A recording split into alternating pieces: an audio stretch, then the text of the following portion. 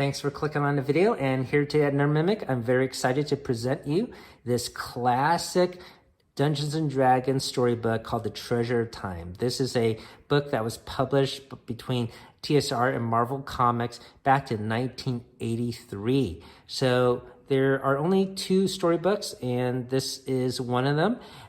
This is featuring the characters that you would see in their action figure line. This is not from the animated cartoon, but from the action figure line. You can see Charmaine here and Strongheart, if you heard that name before. And you might even heard these characters as part of the new action figure line that they have by Hasbro and NECA. And at the back here is basically the same picture. And we'll flip it open, and I'll film this in 4K. And I'm going to also read it to my 4-year-old boy who never heard this story before. So you'll see how he reacts to story time. If you like what you see in the following, hopefully consider liking and subscribing and helping us grow to 1,000. And don't miss out on other story times we will do in this book line. So let's flip it to the front here. And you can see already the wonderful art, and it's all going to be full color, almost like watercolor within. Very well detailed. Let me get a little closer here so you can really appreciate it. It's story is by veteran comic writers David Kraft and Jane Stein, and the art is by Marie Severin. And this whole team worked together on Marvel's Defender comic series with Daredevil and his crew. All right, so here you can see the evil wizard Kalek. And he is causing trouble. And here is Charmaine. I'm going to sort of flip through it relatively fast here, because when I read this out loud to my little boy, I will give you more time to read along with me and look at the pictures. But once again, you can see the beautiful artwork through and through. You know, as I said, it almost appears to be watercolored. And, you know, definitely more detailed done than, say, your standard monthly comic, that's for sure. And it's unfortunate that I believe there's only 2 of these storybooks. I wish they had done more.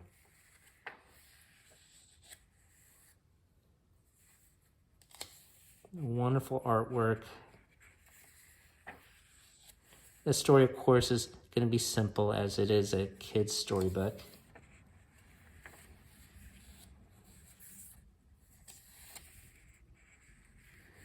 Nothing particularly unique to D&D, such as a classic D&D monster or spell necessarily, but nonetheless,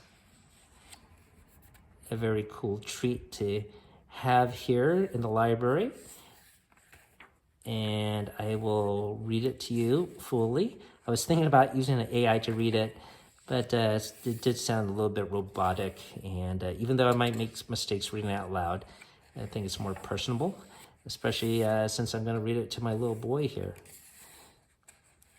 So once again, we'll flip the pages more slowly as I read it to my son, and I'll get story time started right now. Okay, you ready for story time? Yes. Great. So this story is called The Treasure of Time. You see that treasure chest there? Yes. Pretty cool. So let's take a look here. All right, so here's the first picture. All right, a long time ago, in the time of magic and legend, there lived an evil sorcerer named Kalek. Kalek has studied evil magic for many years, and his powers were great. But Kalek was not satisfied. He wanted more power. He wanted to defeat all the good in the world. One day, Kalek used his crystal ball to spy on Charmaine. Charmaine was a powerful magic user too, but she used her magic for good. Kalek watched as Charmaine studied a magic scroll. The scroll told about a magic treasure The treasure of time. The treasure of time. I must have it, Calec exclaimed. With the treasure of time, my powers will be the greatest. No one will be able to defeat me. So Calec plotted to steal the troll from Charme and find the treasure for himself. What is in it? I don't know. We'll find out. We'll find out. So here's the next picture. I will turn myself into a bluebird and fly to Charme's window, Calec said. He uttered a magic word, and sprawling colored lights surrounded him. For an instant, the evil sorcerer changed. In an instant, the evil sorcerer was changed into a beautiful bird. Oh, look, what a beautiful bird, exclaimed Charme as the bluebird fluttered into her chamber. Have you come to visit me on this cold day? I will get you some bread to eat. Will you feed your bread some bird ender? Yeah. Good. As soon as Charme turned her back, Calec changed himself back to his real identity. I can't see the picture. I'm sorry. There's a picture, okay? He changed him back to his real identity, then stared at the startled Charme. He put a charm on her. You are under my power now, Calec told her. This charm will make you believe that I'm your dearest friend. Calec laughed a dry and scary laugh. Why, Calec, how nice to see you, Charme said with a warm smile. Why do you come to visit me today? She was completely under his spell. Oh, no. Oh, no. You have something I need, my dear Charme, said Calec. Give me the scroll that tells of the treasure of time. Calec, no, Charme pleaded. The ancients have said that no one should disturb the treasure of time. I am not afraid. Give it to me now. Calec's fierce glance held Charme like a magnet. Daddy, Reluctantly, is it in the cave? Do you think it's in the cave? It could be in a cave. It does look like it's in a cave. Reluctantly, she handed him the scroll. Okay. The treasure of time will soon be mine, Calec exclaimed. He could barely contain his joy as he walked down the path away from Charme's dwelling. He didn't notice a fierce little figure hiding behind a wall. It was Elkhorn, the fighter dwarf who hated Calec and his evil. What are you doing here, you vile serpent? Elmec cried out, his dagger poised, ready to attack. Suddenly, a voice called down from the chamber above. No, Elkhorn, don't. It was Charme, still under Calec's spell. No harm must come to my friend Calec, she cried. Elkhorn could not believe his ears. He stormed off toward town, furious that he had been denied the pleasure of fighting the evil sorcerer. Well, I don't know if he's going to fight him or maybe backstab him. We'll see. Can I see? Yes. What is he going to fight? Yeah. He's going to go fight him, right? So we'll see. Later that day, Elkhorn sought out Strongheart. Strongheart was the greatest warrior in the land. He was, yes? You have to go to the bathroom? Okay, we'll continue later. Okay, we'll continue. He was the leader of the forces of good. Wait until Strongheart hears what Charme said to me, Elkhorn thought. He will certainly be as angry as I am. But when Strongheart heard the dwarf's story, it was not anger he felt, but worry. Charme must be under a spell, Strongheart told his companion. She would never protect Calec for any other reason. We must go to her at once. One look at Charme and Strongheart knew he was right. There is evil magic at work here, he said. But what does Calec want? Strongheart realized that Charme would tell him nothing. He turned to leave, but then he had an idea. He saw a magic mirror that Charme sometimes used. Perhaps this mirror will show me what Calec is plotting, he said. So there's a magic mirror. Okay? At first, the image was dim, but the magic... Yes? Does it have power? Might have power. We'll find out. It's a magic mirror. But as the magic became stronger and the picture became clearer, Strongheart saw Calec in the mirror. In Calec's hand was the magic scroll he had taken from Charme. The treasure of time. That's what he's after, exclaimed Strongheart. Elkhorn, we must stop him. We must get the treasure before Calec uses its power for evil. As Strongheart watched Kalmek, Kalmek was also watching him. With him stood an assassin, Zarak. Kalmek turned away from his crystal ball to talk to Zarak. So Strongheart thinks he could get to the treasure before me, Kalmek said, his voice filled with hatred. You won't allow that to happen now, will you? Zarak vowed his obedience, and then he went to set off a trap in the forest for Strongheart and Elkhorn.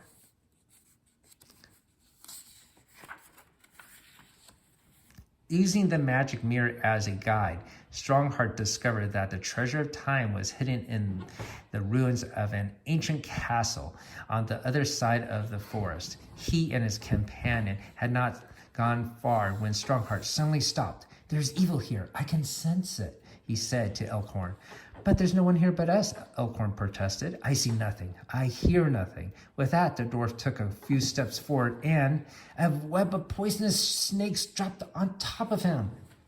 A whole bunch of snakes. Uh-oh. He'll fight them? We'll see. Help me, Elkhorn cried, slashing with his dagger at the snakes that entangled him. But Strongheart could not help him.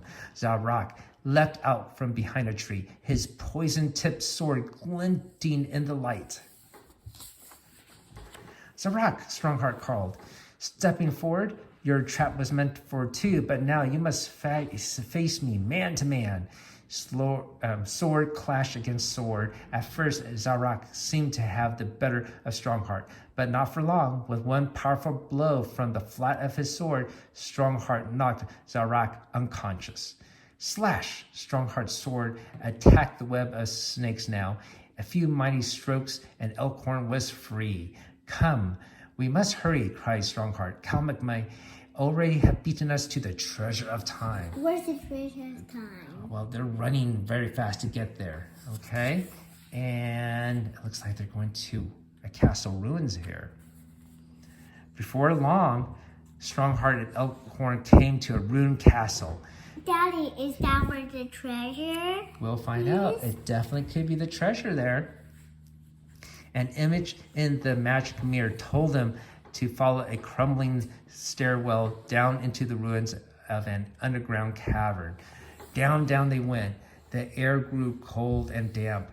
Soon there was no light at all, but Elkhorn, a dwarf, could see in the dark. He led the great warrior by the hand. Suddenly the gloom was broken by a shaft of golden light. Strongheart and Elkhorn stood and stared in silence. Where's the treasure? You're right. The treasure. They found the treasure.